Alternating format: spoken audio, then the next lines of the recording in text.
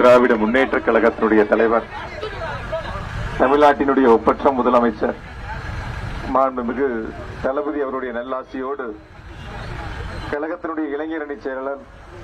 தமிழ்நாட்டினுடைய துணை முதலமைச்சர் போற்றுதலுக்குரிய அண்ணன் உதயநிதி அவருடைய நல்லாசியோடும் மதசார்பற்ற முற்போக்கு கூட்டணி கட்சிகளின் ஆதரவோடும் திராவிட முன்னேற்ற கழகத்தின் சார்பில்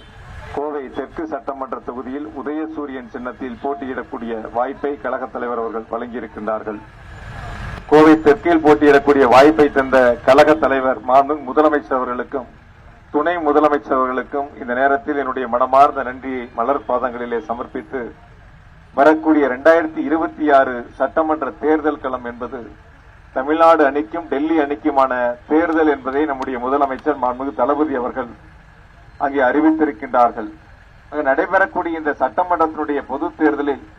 குறிப்பாக மதசார்பற்ற முற்போக்கு கூட்டணி கட்சிகளின் சார்பில் இந்த பிரச்சார பயணத்திலே பங்கெடுத்திருக்கின்ற அத்துணை தோழமை இயக்கங்களை சார்ந்திருக்கக்கூடிய அத்துணை நல் உள்ளங்களுக்கும், தலைமை ஏற்றிருக்கின்ற மாவட்ட கழகத்தினுடைய செயலாளர் அவர்களுக்கும், முன்னிலை வைத்திருக்கின்ற முன்னாள் அமைச்சர் திரு பொங்கலூர் பழனிசாமி உள்ளிட்ட அத்துணை கழக நிர்வாகிகளுக்கும் என்னுடைய அன்பு கலந்த வணக்கத்தையும் நன்றியும் அன்போடு தெரிவித்துக் கொண்டு, கோவை தெற்கு 2026 உதயசூரியன் உதிக்கும் சட்டமன்ற உறுப்பினராக உங்களுடைய ஆசையோடு அனைவருடைய ஆதரவோடும் கழக தலைவர் மாண்புமிகு முதலமைச்சருடைய கரங்களிலே சமர்ப்பிப்போம் என்பதை இந்த பிரச்சாரத்தின் வாயிலாக அனைவரிடத்திலும் அன்போடு கேட்டு சூளுரைத்து, கோவையை பொறுத்தவரை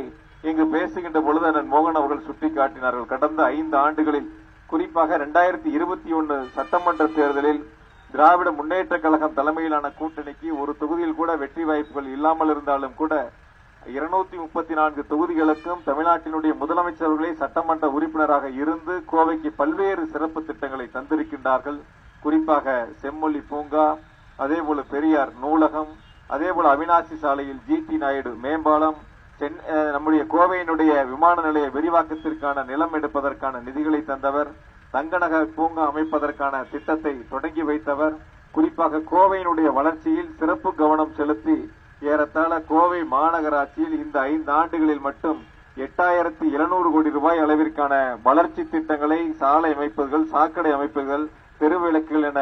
பாதாள சாக்கடை என பல்வேறு சிறப்பு திட்டங்களுக்கு முதலமைச்சர்கள் நிதிகளை தந்திருக்கின்றார்கள். இந்த திட்டங்களோடு சேர்த்து பல்வேறு வாக்குறுதிகளையும் கொடுத்து வரக்கூடிய 2026 கோவையில் உதயசூரியன் வெற்றி பெற வேண்டும், அதற்கு கழக நிர்வாகிகளும் தோழமை கழகத்தினுடைய நிர்வாக பெருமக்களும் அன்பு கூர்ந்து மிக சிறப்பாக பணியாற்றி ஒரு மகத்தான வெற்றியை உருவாக்கி தந்திட வேண்டும் என்று அனைவரிடத்திலும் அன்போடு கேட்டுக்கொண்டு,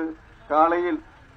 கரூர் சட்டமன்ற தொகுதியில் அங்கு அறிவிக்கப்பட்டிருக்கின்ற வேட்பாளருக்கு தேர்தல் பிரச்சாரத்தை தொடங்கிய பொழுது சொன்னார்கள், நீங்கள் கரூரிலிருந்து கோவைக்கு செல்கிறீர்கள் என்று கேட்டார்கள். இப்பொழுது பத்திரிகையாளரும் இங்கே இருக்கின்றார்கள். நான் காலையில் சொன்ன பதிலை இங்கே நினைவு கூற விரும்புகின்றேன். கரூரும் கோவையும் எனக்கு இரு கண்களைப் போல தலைவர் கட்டளையிட்டிருக்கின்றார். கோவையில் நிச்சயமாக வெற்றி என்ற முழக்கத்தோடு தலைவர் கரங்களிலே சமர்ப்பித்து, கோவையினுடைய வளர்ச்சிக்கு இந்நாள் மட்டுமல்ல எந்நாளும் உங்களில் ஒருவனாக இருந்து, உங்கள் சகோதரனாக இருந்து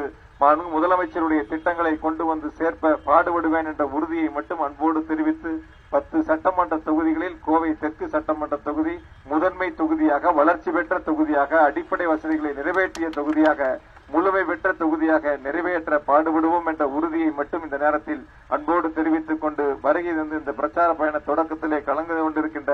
அத்துணை தோழமை இயக்க நிர்வாகிகளுக்கும் கழக நிர்வாகிகளுக்கும் என்னோட அன்பார்ந்த நன்றியை தெரிவித்துக் கொண்டு, வாக்களிப்பீர் உதயசூரியன், வெற்றி பெறச் செய்வீர் உதயசூரியன். நன்றி, வணக்கம்.